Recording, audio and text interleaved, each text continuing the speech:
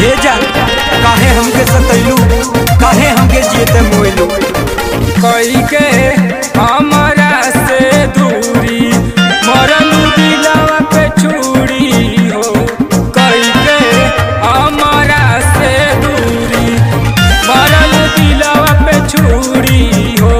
कि जा जा जाती बारू ये रानी दिलवा तोड़ी के नो, दिलवा तोड़ी के नो।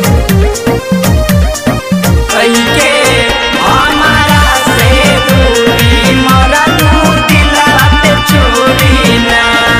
गईलू जिंदगी के झकझोरी चल गईलू दिलवा के तोड़ी। गईलू जिंदगी के झकझोरी चल गईलू दिलवा के तोड़ी। तजा जा जात बारू ये रानी दिलवा तोड़ के नो।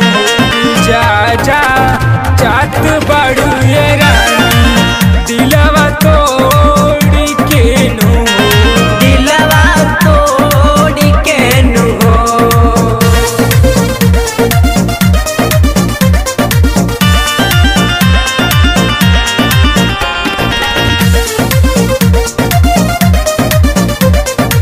राम चौहान के बारंजीस कैसे रही है बोलायवनी।